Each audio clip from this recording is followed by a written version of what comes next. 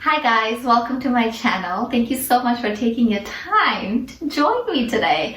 Today we are going to be doing a fun arm balance. So this would be a very first arm balance that we're going to be doing. I'm going to teach you how to do it. So the arm balance that we're going to be doing today is called crow pose, Bakasana.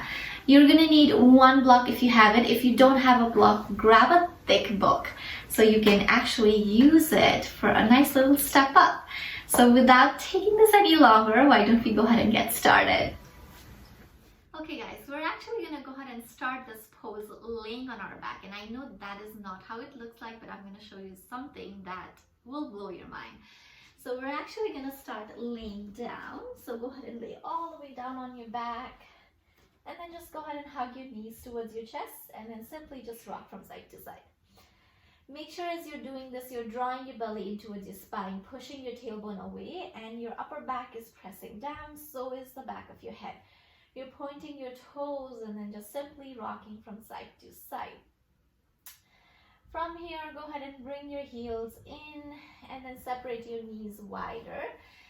And then just pull your knees closer towards your chest for a few breaths, just like this. For 3, pull your belly in for 2, and then 1 more breath in. So from here, go ahead and reach your hands up towards the ceiling. Go ahead and flex your palms up towards the ceiling. Imagine that you're pushing the ceiling away, and then go ahead and try to bring that knee closer towards your arms, right? And then just release it down. We're going to do that a few more times. Pull it in, bring it down. 2 more times, pulling in. Use your core strength. Push it back, but press that arm away. 1 more time, pull it in, and then bring it back. This time we're going to press and hold, so push that arm away, and then slowly bring your knee closer towards your arm. So it doesn't have to be inside. You can also go outside towards your tricep, or maybe your elbow if it's not really elbow, but a little higher than your elbow. And then we're going to hold this, flex your wrist for 5, push that ceiling away for 2, I say 5 to 2. That's very embarrassing. For 3. Now it's 2. Draw your belly into its spine. And then 1. And then just go ahead and release it. And just roll your wrist out. You can go ahead and drop your knees to the left. Come back to center. Drop your knees to the right. And then come back to center. From here, slowly rock all the way up. And we're going to try to do the same thing, but this time we're going to be facing down towards the earth, and that is how exactly a crow pose looks like.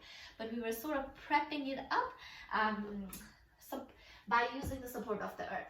So this time when we're going to do it, we're going to do it several times, but the first time we're going to do it is by using a block or a book, whatever you have. Go ahead and grab it. I'm actually going to face this way. So make sure there is a block or a book, something in front of you. And then you're going to step on it and then just sit just like this. Bring your fingertips down. Guys, the one thing that I do want to tell you is when you practice crow pose, have a playful attitude about it. And it's okay to fall, okay? It is absolutely okay to fall. Just try to find joy in it rather than being frustrated. So what we're basically going to do is we're going to come into a squatting position just like this. My heel is lifted, my toes are pressing on it. I'm going to bring my palms flat on the earth and my knees are separated wide. So from here, I want to slowly rock forward and then use my knees to hug my tricep. I rock forward, look forward, and then slowly shift back.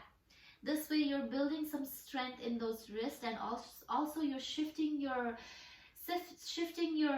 center of mass forward. So that's why you're looking forward, you're shifting it forward. So have that in your mind as we're doing this. So again, palm pressing down, knees are wide, and then on your next breath, go ahead and slowly bring your knees closer towards wherever it touch your arms, and then slowly rock forward. You're balancing on your toes and you're looking forward, and then gently come back. We're going to do that 1 more time just like this. And again, palm comes down, look forward, draw your belly in towards your spine, and then again, knees are wide, hug your knees in, and slowly come forward. For 3, or 2, and then 1, gently go back. This time when you go back, go ahead and take your time to step off from the block. Roll your wrist out. Take a deep breath in and a breath out. Okay, now we're going to try to lift our leg.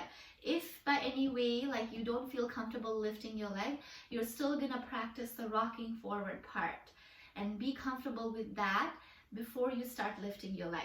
But if you're pretty comfortable with rocking forward, we're going to go ahead and lift our legs. So again, feet are on the block. You're pressing your toes, balls of your feet down. Heels are lifted. Hands comes forward. Press your earth down. And then again, go ahead and widen your knees on your next breath. Hug your knees towards your chest. Slowly rock forward. And this time, as you rock forward, maybe just gently lift your right leg up. Make sure your heel is coming closer towards your butt. Bring it down. And maybe you do that with your other side. Bring it down. One more time on each side. And the other. And then slowly rock back. And just go ahead and come out of it. So you can definitely practice just lifting one leg at a time, right? That's a good way to just get that fear out. A lot of thing with inversion, arm balances, is that we're scared that we're gonna fall, but the floor is not really far. And if you're really that scared, put a cushion in front of you, right? So we're gonna sort of ditch a block from here. And again, if you feel comfortable, you do that. If not, you're still gonna be on the block, trying to lift one leg at a time. Now we're gonna try to attempt doing this pose without the block, okay? And from here, again, have a playful attitude when you do this. You fall, it's okay, right? And it is a practice. We're not here to nail a yoga pose. That doesn't make anyone better. You're not gonna be a better person, or you're not gonna be a worse person if you don't, right? So just have a playful attitude about it. So you're gonna come into, again, that squatting position. Your knees are going wide.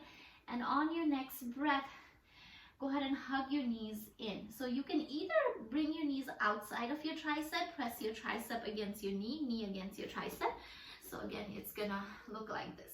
So knee against your tricep, tricep against your knee. So there's so much of energy right here. Another thing that you can do is you can actually bring it behind your tricep. So right behind your arms. I really feel comfortable when it's behind my arm. So you sort of have to try that on your own. But if you're a beginner, this feels really good, where you're pressing out with your arms, but pressing in with your knees. Okay, let's go ahead and begin this. So you're gonna come into that squatting position. Knees are wide, you're on your toes, bringing your hands forward. And again, you're gonna slowly lift your hips up. Make sure you're looking forward. Don't try to look down or look back. Make sure you're looking forward. Pull your belly in towards your spine and then slowly lift one leg up. That feels good, bring it down. Slowly lift your another leg up. That feels good, bring it down. And now this time we're gonna try to lift both of our legs up. Same idea. Palms down. Draw your belly in towards your spine.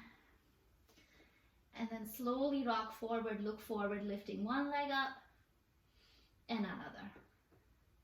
And just breathing and breathing up. And just gently come out of it. And then sit on top of your shin. And just roll it out and then shake it out. You always want to stretch your wrist after that. So taking your right hand forward, right fingers down. Pull your right finger towards you, and the same goes on the other side. And just shake it out. So yeah, that's our crow pose, guys. Guys, thank you so much for taking your time out to practicing Bakasana with me. I hope you had so much of fun practicing Bakasana. And of course, if you have any question, comment down below. And also let me know if there's any other poses that you have been wanting to learn but don't really know how to do it or proper way to do it. So please comment down below and let me know about that. I hope to see you guys next time. Bye guys!